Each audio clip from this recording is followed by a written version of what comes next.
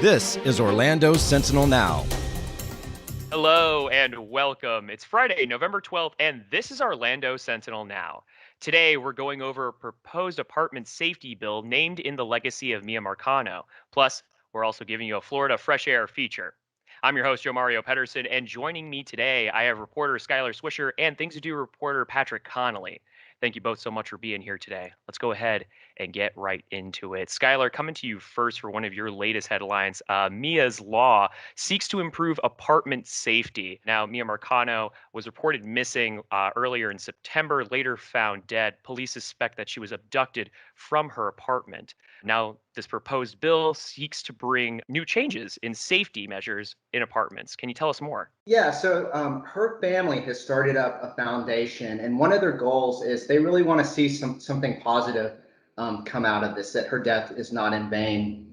So they are supporting legislation that's called Mia's Law, and what it would do is it's going to require a background check, a national background check that would check criminal records in all 50 states for anybody who's working in an apartment complex.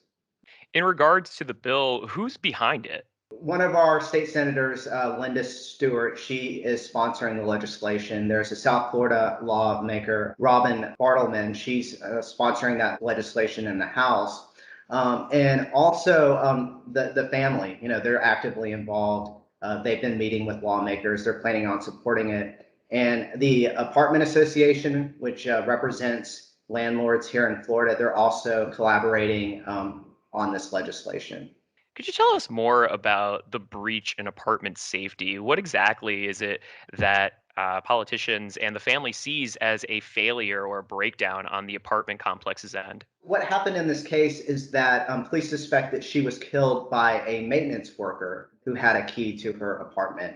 So, really, this kind of just put a focus on apartment safety. Now, this particular worker, the apartment company Arden Villas, said that they did do a background check and that there were no records of sexual battery or burglary or anything like this. But, really has just put a spotlight on, like, is there anything that we can put in law that could prevent, a similar type of tragedy from happening in the future?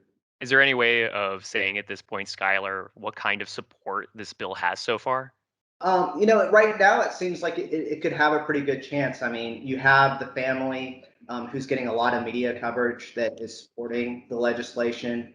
You have the apartment association that appears to be okay with the bill. Also, it doesn't change a lot in the sense that, a lot of these larger apartment complexes are already doing background screening. So it's not like this is going to impose a huge new burden on landlords. In regards to the bill and the future of it, what's the next step?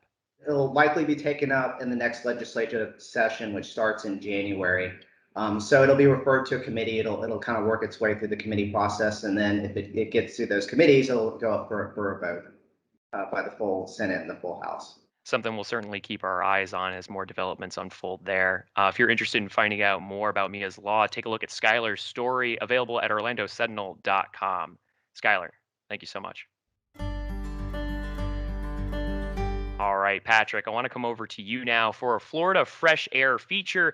And this week, we're talking about an area over in Seminole County. Where are we going? We are going to Lake Proctor Wilderness area, and I think again I was kind of just throwing darts at the map, seeing, looking for, pieces of public land that I haven't yet explored. And this one is, you may pass through Oviedo on the way out there. It's actually closer to Geneva, so a little ways out there, but really nice, pristine natural land.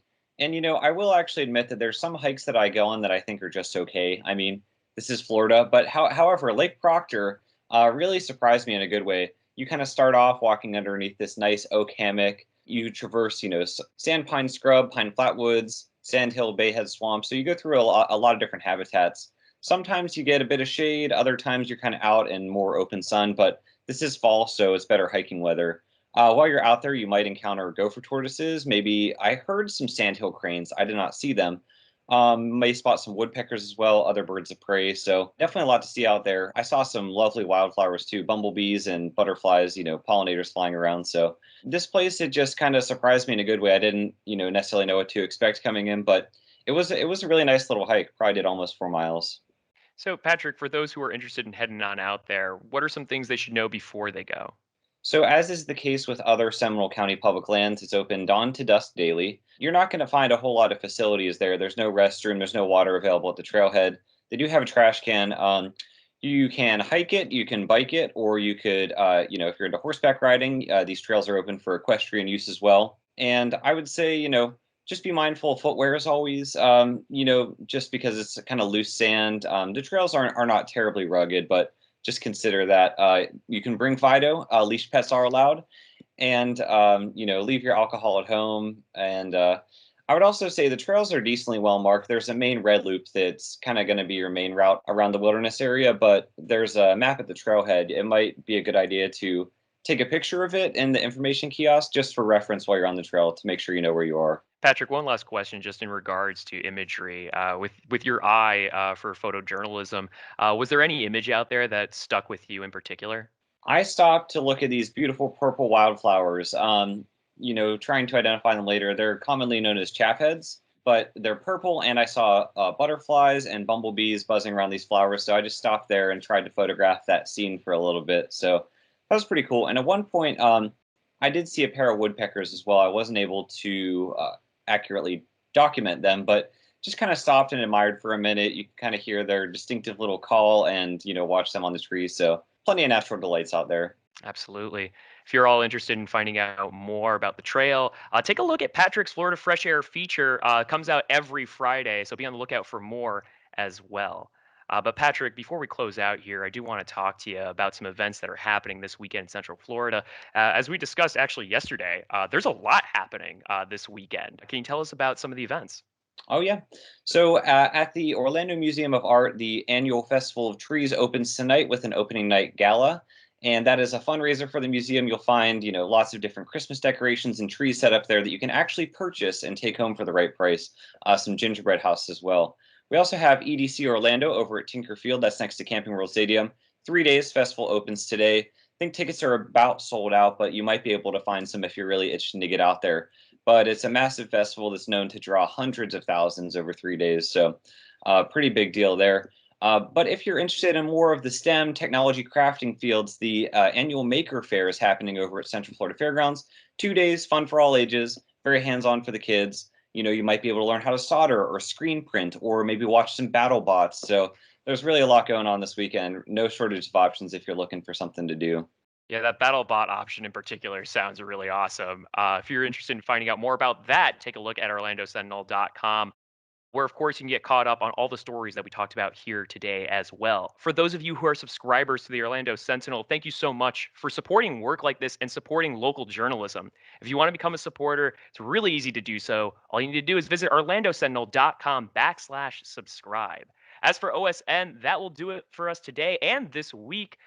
Big thank you to Skylar and Patrick for keeping us filled in what's going on in our community. We'll be back again with more news next week. We'll see you then. Stay healthy and stay safe. Watch Orlando's Sentinel Now live every weekday at noon on our Facebook page and on OrlandoSentinel.com.